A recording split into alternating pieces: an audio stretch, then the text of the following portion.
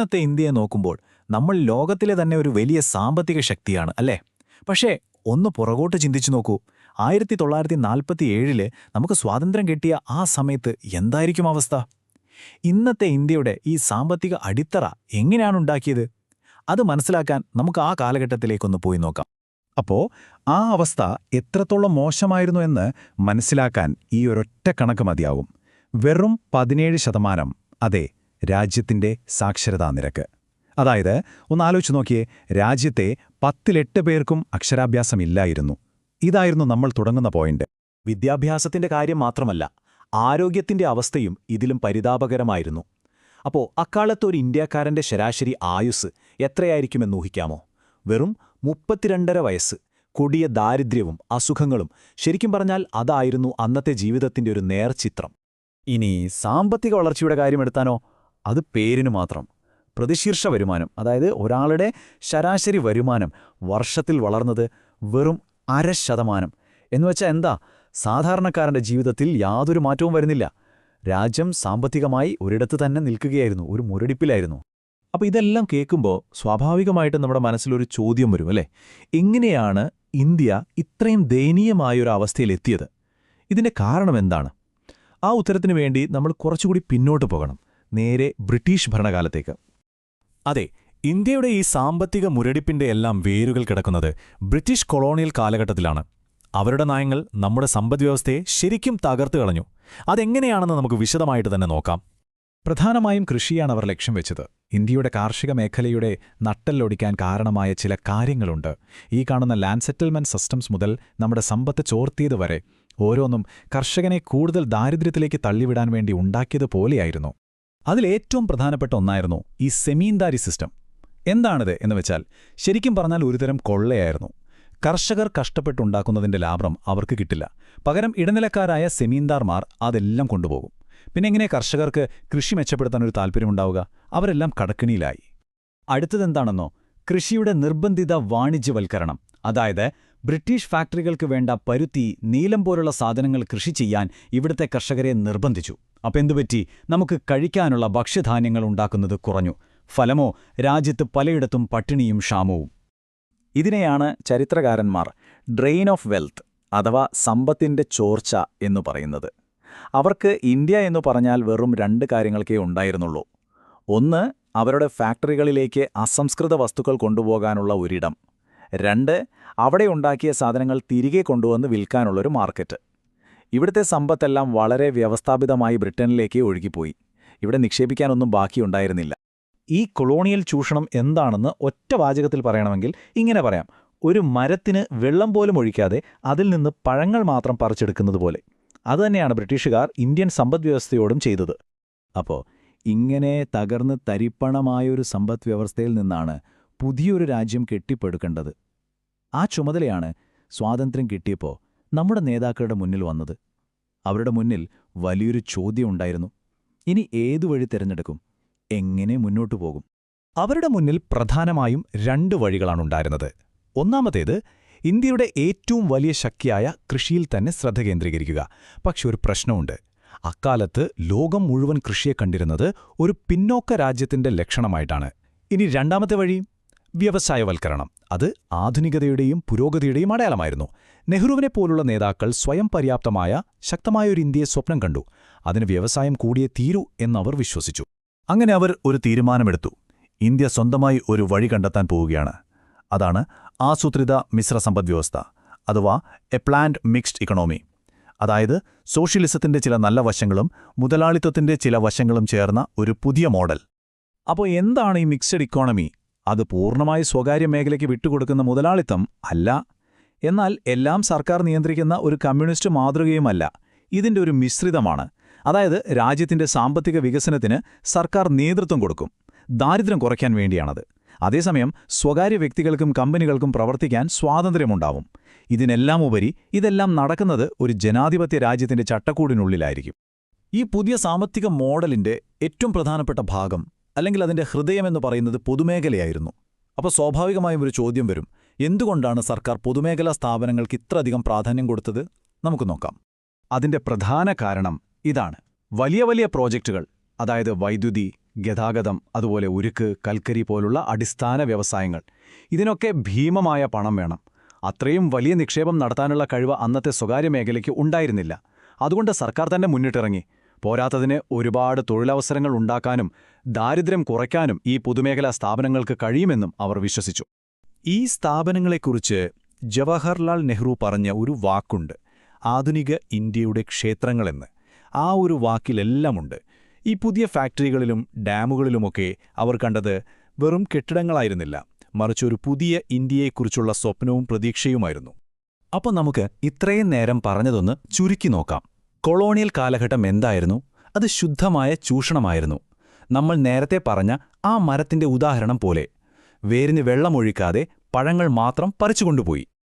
പക്ഷേ സ്വാതന്ത്ര്യം കിട്ടിയപ്പോൾ ഇന്ത്യ തിരഞ്ഞെടുത്ത വഴി നേരെ തിരിച്ചായിരുന്നു. ഒരു ചെറിയ തൈ നടുമ്പോൾ അത് വളർന്ന് വലുതാകുന്നതുവരെ നമ്മളൊരു താങ്ങുകൊടുത്ത് സംരക്ഷിക്കില്ലേ? അതുപോലെ സർക്കാർ നമ്മുടെ സമ്പദ്വ്യവസ്ഥയെ സംരക്ഷിക്കാനും വളർത്താനുമാണ് ശ്രമിച്ചത്. അങ്ങനെ ആധുനിക ഇന്ത്യയുടെ സാമ്പത്തിക അടിത്തറയ്ക്ക് തുടക്കമായി. പക്ഷേ ഇവിടെ ഒരു പ്രധാനപ്പെട്ട ചോദ്യമുണ്ട്. ഈ സംരക്ഷണവും സർക്കാർ നിയന്ത്രണവുമൊക്കെ പിന്നീട് നമ്മുടെ വളർച്ചയ്ക്ക് ഒരു തടസ്സമായി മാറിയോ? എല്ലാവർക്കും നമസ്കാരം.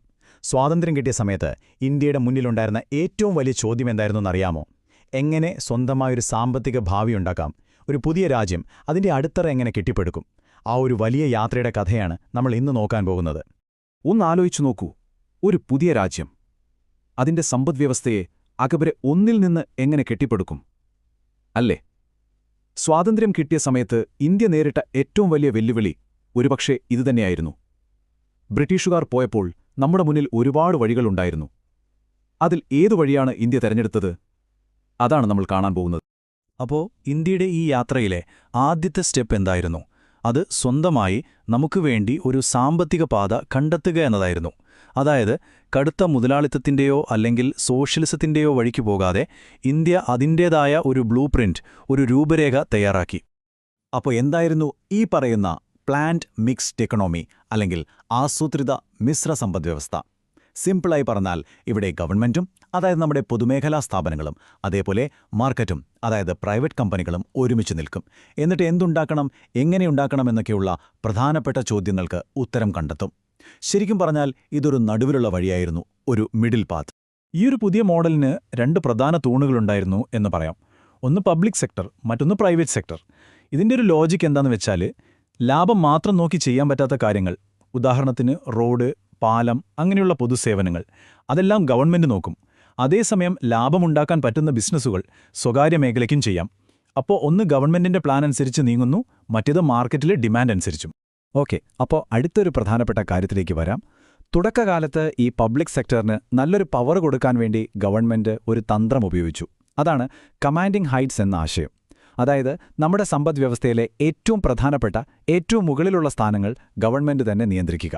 പക്ഷേ എന്തിനാണ് ഗവൺമെന്റ് ഇത്രയും വലിയൊരു ഭാരം തലയിലേറ്റിയത്? കാരണം വളരെ സിമ്പിളായിരുന്നു. രാജ്യത്ത് അടിസ്ഥാന സൗകര്യങ്ങൾ ഉണ്ടാക്കാൻ ഒരുപാട് പണം വേണമായിരുന്നു, വലിയ വലിയ ഇൻവെസ്റ്റ്മെന്റുകൾ. അന്ന് നമ്മുടെ പ്രൈവറ്റ് സെക്ടറിന്റെ കയ്യിൽ അത്രയും പണമോ അല്ലെങ്കിൽ അതിനുള്ള താൽപ്പര്യമോ ഉണ്ടായിരുന്നില്ല. അപ്പോൾ പിന്നെ ആര് ചെയ്യും? ഗവൺമെന്റ് തന്നെ മുന്നോട്ട് വന്നു. ഈ പ്രധാനപ്പെട്ട മേഖലകളൊക്കെ നേരിട്ട് നിയന്ത്രിക്കാൻ തീരുമാനിച്ചു. ജവഹർലാൽ നെഹ്റു നമ്മുടെ ഈ പബ്ലിക് സെക്ടർ കമ്പനികളെ വിളിച്ചത് എന്താണെന്നറിയാമോ? ആധുനിക ഇന്ത്യയുടെ ക്ഷേത്രങ്ങളെന്നാണ്. ആ ഒറ്റ വാക്കിൽ തന്നെയുണ്ട് അന്നത്തെ ആ ഒരു വിഷൻ. ഒരു പുതിയ ഇന്ത്യയെ പടുത്തുയർത്തുന്നതിൽ ഈ സ്ഥാപനങ്ങൾക്ക് എത്രമാത്രം പ്രാധാന്യം കൊടുത്തിരുന്നു എന്ന് ഇതിൽ നിന്ന് തന്നെ നമുക്ക് മനസ്സിലാക്കാം. ഈ കമാൻഡിംഗ് ഹൈറ്റ്സ് എന്ന് പറയുമ്പോൾ എന്തൊക്കെയാണ് ഉദ്ദേശിക്കുന്നത്? നമുക്ക് കുറച്ച് ഉദാഹരണങ്ങൾ നോക്കാം. പവർ ജനറേഷൻ, അതായത് വൈദ്യുതി ഉണ്ടാക്കുന്നത്, ട്രാൻസ്പോർട്ട് നെറ്റ്വർക്കുകൾ, നമ്മുടെ റെയിൽവേയും റോഡുകളുമൊക്കെ. പിന്നെ കമ്മ്യൂണിക്കേഷൻസ്. ഇതൊക്കെ ഇല്ലെങ്കിൽ ഒരു രാജ്യത്തിന് മുന്നോട്ട് പോകാൻ പറ്റുമോ? പറ്റില്ല. അപ്പോൾ ഇത്രയും പ്രധാനപ്പെട്ട കാര്യങ്ങളെല്ലാം ഗവൺമെന്റിന്റെ നേരിട്ടുള്ള കൺട്രോളിലായിരുന്നു. ഇനി നമ്മൾ കാണാൻ പോകുന്നത് ഇന്ത്യയുടെ സാമ്പത്തിക ചരിത്രത്തിലെ തന്നെ ഏറ്റവും വലിയൊരു സംവാദത്തെക്കുറിച്ചാണ്. പതിറ്റാണ്ടുകളോളം നമ്മുടെ നയങ്ങളെ സ്വാധീനിച്ച ഒരു വലിയ ചോദ്യം. എന്തായിരുന്നു ആ ചോദ്യം? നമ്മുടെ രാജ്യത്തിന്റെ വളർച്ചയുടെ എഞ്ചിൻ അത് ഏത് സെക്ടറായിരിക്കണം? ചോദ്യം വളരെ വ്യക്തമായിരുന്നു. നമ്മുടെ എക്കോണമിയുടെ പ്രൈം മൂവിംഗ് ഫോഴ്സ് അഥവാ പ്രധാന ചാലകശക്തി എന്തായിരിക്കണം? നമ്മുടെ മുന്നിൽ രണ്ട് ഓപ്ഷനുകളാണുണ്ടായിരുന്നത്. ഒന്ന് ഇൻഡസ്ട്രി, അതായത് വ്യവസായം. രണ്ട് അഗ്രികൾച്ചർ, അതായത് കൃഷി. രണ്ടും ഒന്നിനൊന്നും മെച്ചം. ഈ രണ്ടു പക്ഷത്തും വളരെ ശക്തമായ വാദങ്ങളുണ്ടായിരുന്നു കേട്ടോ. ഇൻഡസ്ട്രിയെ സപ്പോർട്ട് ചെയ്തവർ പറഞ്ഞതെന്താന്ന് വെച്ചാൽ നമുക്ക് പെട്ടെന്ന് മോഡേൺ ആവണം, ഡിഫൻസിൽ ശക്തരാവണം, അതിനൊക്കെ വ്യവസായം കൂടിയേ തീരൂന്നായിരുന്നു. ഒരു മോഡേൺ ഇക്കോണമി എന്ന് പറഞ്ഞാൽ അതിൽ ഇൻഡസ്ട്രി വേണം എന്നായിരുന്നു അവരുടെ വിശ്വാസം. വേൾഡ് ബാങ്ക്, IMF പോലുള്ള വലിയ സ്ഥാപനങ്ങളൊക്കെ ഈ ഒരു വാദത്തെ പിന്തുണയ്ക്കുകയും ചെയ്തു. എന്നാൽ മറുഭാഗത്ത് അഗ്രികൾച്ചറിനെ പിന്തുണച്ചവർ പറഞ്ഞു, ഹേയ്, നമ്മുടെ കയ്യിൽ ഇത്രയും ഫലഭൂയിഷ്ടമായ മണ്ണില്ലേ, ഇത്രയധികം മനുഷ്യരില്ലേ, അപ്പോൾ നമുക്ക് ഏറ്റവും നാച്ചുറൽ ആയിട്ടുള്ള ഓപ്ഷൻ കൃഷിയല്ലേ എന്ന്. 1949-ൽ ചൈന കൃഷിക്ക് മുൻഗണന കൊടുത്തൊരു മാതൃകയും അവരുടെ മുന്നിലുണ്ടായിരുന്നു. അവരുടെ ഒരു ഐഡിയ, കൃഷി നന്നാവുമ്പോൾ സാധാരണക്കാരുടെ കയ്യിൽ പണം വരും, അവരുടെ വാങ്ങൽ ശേഷി കൂടും, ഇത് പിന്നീട് ഇൻഡസ്ട്രിയുടെ വളർച്ചയ്ക്ക് തന്നെ സഹായിക്കും എന്നായിരുന്നു. പക്ഷേ ഒരുപാട് ചർച്ചകൾക്ക് ശേഷം തുടക്കത്തിൽ ഇന്ത്യയുടെ ഗ്രോത്ത് എഞ്ചിനായി തിരഞ്ഞെടുത്തത് ഇൻഡസ്ട്രിയെ തന്നെയായിരുന്നു. എന്നാൽ കാലം മുന്നോട്ട് പോയപ്പോൾ കാര്യങ്ങൾ മാറി. നമ്മുടെ എക്കോണമി വളർന്നു, പുതിയ വെല്ലുവിളികൾ വന്നു. അപ്പോൾ തുടക്കത്തിൽ നമ്മൾ ഉണ്ടാക്കിയ ബ്ലൂ പ്രിന്റ് മാത്രം പോരാ എന്ന് പതിയെ എല്ലാവർക്കും മനസ്സിലായി. അങ്ങനെയാണ് ഇന്ത്യയുടെ സാമ്പത്തിക നയങ്ങളിൽ വലിയ മാറ്റങ്ങൾ വരാൻ തുടങ്ങിയത്. ഈ മാറ്റത്തിന്റെ കഥ മനസ്സിലാക്കാൻ നമുക്ക് കുറച്ച് പ്രധാനപ്പെട്ട വർഷങ്ങളിലൂടെ ഒന്ന് കണ്ണോടിക്കാം. 1950ലാണ് നമ്മുടെ പഞ്ചവത്സര പദ്ധതികൾക്ക് വേണ്ടി പ്ലാനിംഗ് കമ്മീഷൻ വരുന്നത്. പിന്നെ 1991ൽ ഒരു വലിയ മാറ്റം, സാമ്പത്തിക ഉദാരവൽക്കരണം അഥവാ ലിബറലൈസേഷൻ വന്നു. അതൊരു ഗെയിം ചേഞ്ചറായിരുന്നു. അത് കഴിഞ്ഞ് 2002ൽ മറ്റൊരു നാഴികക്കല്ല്. നമ്മൾ ആദ്യം സംസാരിച്ച ആ പ്രധാന ചാലകശക്തി, അത് കൃഷിയായി ഔദ്യോഗികമായി പ്രഖ്യാപിച്ചു. അവസാനം 2015ല് പ്ലാനിംഗ് കമ്മീഷൻ തന്നെ ഇല്ലാതായി, പകരം പുതിയൊരു സ്ഥാപനം വന്നു. ഈ മാറ്റം പ്ലാനിങ്ങിന്റെ സ്റ്റൈലിൽ തന്നെ നമുക്ക് കാണാൻ പറ്റും. 1991 മുൻപുണ്ടായിരുന്നത് ഇമ്പരേറ്റീവ് പ്ലാനിംഗ് ആയിരുന്നു. അതായത് ഗവൺമെന്റ് പറയും, എല്ലാം ഗവൺമെന്റ് തന്നെ നിയന്ത്രിക്കും, ഒരു ബോസിനെ പോലെ. പക്ഷെ കാലം കഴിഞ്ഞപ്പോൾ ഈ കടുംപിടുത്തത്തിന് അതിൻ്റെതായ പ്രശ്നങ്ങളുണ്ടെന്ന് മനസ്സിലായി. അങ്ങനെയാണ് 1991 ശേഷം ഇൻഡിക്കേറ്റീവ് പ്ലാനിംഗ് എന്ന പുതിയ രീതിയിലേക്ക് നമ്മൾ മാറിയത്. ഇവിടെ ഗവൺമെന്റ് ഒരു ബോസ് അല്ല, മറിച്ചൊരു ഫെസിലിറ്റേറ്റർ, ഒരു വഴികാട്ടിയാണ്. ഇങ്ങോട്ട് പോകാം, ഞാൻ സഹായിക്കാം എന്ന് പറയുന്നൊരാൾ. ശരിക്കും ഗവൺമെന്റും പ്രൈവറ്റ് സെക്ടറും തമ്മിലുള്ളൊരു പാർട്ട്ണർഷിപ്പ് തുടങ്ങുന്നതിവിടെയാണ്. അപ്പോൾ 2002ലെത്തിയപ്പോൾ ഒരു വലിയ പോളിസി ഷിഫ്റ്റുണ്ടായി. 10ാമത്തെ പഞ്ചവത്സര പദ്ധതിയിൽ കൃഷിയെ നമ്മുടെ എക്കണോമിയുടെ പുതിയ പ്രൈം മൂവിംഗ് ഫോഴ്സായി ഒഫീഷ്യലായി പ്രഖ്യാപിച്ചു. എന്തിനായിരുന്നു ഈ മാറ്റം? കാരണം രാജ്യത്തെ ദാരിദ്ര്യം കുറയ്ക്കാനും ഗ്രാമങ്ങളിലെ സാമ്പത്തികാവസ്ഥ മെച്ചപ്പെടുത്താനും കൃഷിക്ക് മാത്രമേ കഴിയൂ എന്നൊരു തിരിച്ചറിവ് അപ്പോഴേക്കും വന്നിരുന്നു. അങ്ങനെ നമ്മൾ ഈ കഥയുടെ ഏറ്റവും പുതിയ ഘട്ടത്തിലേക്കെത്തുകയാണ്. കേന്ദ്രീകരിച്ചെല്ലാം തീരുമാനിക്കുന്ന ഒരു രീതിയിൽ നിന്ന് എല്ലാവരും ഒരുമിച്ച് സഹകരിച്ച് മുന്നോട്ടു പോകുന്ന ഒരു പങ്കാളിത്തത്തിന്റെ രീതിയിലേക്കുള്ള മാറ്റം. 2015ലാണ് പ്ലാനിംഗ് കമ്മീഷന് പകരമായി നീതി ആയോഗ് വരുന്നത്. എന്താണ് ഇതിന്റെ പ്രധാന വ്യത്യാസം? പഴയ പോലെ ഡൽഹിയിലിരുന്ന് എല്ലാം തീരുമാനിക്കുന്ന കാലം കഴിഞ്ഞു എന്നൊരു തിരിച്ചറിവിൽ നിന്നാണ് ഈ മാറ്റം. സംസ്ഥാനങ്ങളെയും കൂടെ കൂട്ടിയുള്ള, ഒരുമിച്ച് സഹകരിച്ചുള്ള ഒരു ഡെവലപ്മെന്റ് മോഡൽ ഉണ്ടാക്കുക എന്നതായിരുന്നു ഇതിന്റെ ലക്ഷ്യം. ഇതൊരു പ്ലാനിംഗ് ബോഡിയല്ല, മറിച്ചൊരു പോളിസി തിങ്ക് ടാങ്ക് ആണ്. അതായത് സർക്കാരിന് ആശയങ്ങളും ഉപദേശങ്ങളും നൽകുന്ന ഒരു സ്ഥാപനം. നീതി ആയോഗിന്റെ രീതികൾ പഴയതിൽ നിന്ന് ശരിക്കും വളരെ വ്യത്യസ്തമാണ്. 2 പ്രധാനപ്പെട്ട കാര്യങ്ങളുണ്ട്. ഒന്ന്, ടീം ഇന്ത്യ എന്ന ആശയം. അതായത് കേന്ദ്രവും സംസ്ഥാനങ്ങളും ഒരു ടീമാണ്, എല്ലാവരും വികസനത്തിൽ തുല്യ പങ്കാളികളാണ്. 2, ബോട്ടം അപ്പ് പ്ലാനിംഗ്. അതായത് പണ്ട് ഡൽഹിയിലിരുന്ന് ഗ്രാമങ്ങൾക്ക് വേണ്ടി പ്ലാൻ ഉണ്ടാക്കുന്നതിന് പകരം ഇപ്പോൾ ഗ്രാമങ്ങളിൽ നിന്നും സംസ്ഥാനങ്ങളിൽ നിന്നും ആശയങ്ങൾ മുകളിലേക്ക് വരുന്ന ഒരു രീതിക്കാണ് പ്രാധാന്യം. ഇന്ത്യയുടെ ഈ മുഴുവൻ സാമ്പത്തിക യാത്രയെയും നമുക്ക് ഒരൊറ്റ ഉദാഹരണത്തിലൂടെ മനോഹരമായി പറയാം. ഒരു ചെറിയ ചെടി, അത് നടുമ്പോൾ നമ്മളതിന് ഒരു താങ്ങും വേലിയുമൊക്കെ കെട്ടിക്കൊടുക്കും, അല്ലേ? പക്ഷെ അത് വളർന്ന് വലുതായി കഴിഞ്ഞാൽ നമ്മൾ ആ താങ്ങൊക്കെ എടുത്തു മാറ്റും, പിന്നെ അത് സ്വന്തമായി വളർന്നോളും. അതുപോലെയായിരുന്നു ഇന്ത്യൻ എക്കണോമിയും. തുടക്കത്തിൽ ഗവൺമെന്റ് ഒരുപാട് സംരക്ഷണം നൽകി നിയന്ത്രിച്ചു. പക്ഷെ അത് സ്വയം വളരാൻ തുടങ്ങിയപ്പോൾ ആ നിയന്ത്രണങ്ങളൊക്കെ പതുക്കെ എടുത്തുമാറ്റി. അപ്പോൾ നമ്മൾ കണ്ടു, ഇന്ത്യൻ എക്കോണമി എപ്പോഴും മാറിക്കൊണ്ടിരിക്കുകയാണെന്ന്. അതിന്റെ ഗ്രോത്ത് എൻജിൻ ഇൻഡസ്ട്രിയിൽ നിന്ന് അഗ്രികൾച്ചറിലേക്ക് മാറി. ഈ ഒരു യാത്ര നമ്മൾ കണ്ടു കഴിഞ്ഞു. ഇനി നമ്മുടെ മുന്നിലുള്ള വലിയ ചോദ്യം ഇതാണ്: ഇന്ത്യയുടെ അടുത്ത പ്രൈം മൂവിംഗ് ഫോഴ്സ് എന്തായിരിക്കും? അത് സർവീസ് സെക്ടർ ആയിരിക്കുമോ, അതോ ഡിജിറ്റൽ എക്കോണമി ആയിരിക്കുമോ, അല്ലെങ്കിൽ മറ്റെന്തെങ്കിലും? ഇതിനെക്കുറിച്ച് നിങ്ങൾക്ക് എന്തു തോന്നുന്നു? ഈ ഒരു ചോദ്യം നിങ്ങൾക്ക് മുന്നിൽ വെച്ചുകൊണ്ട്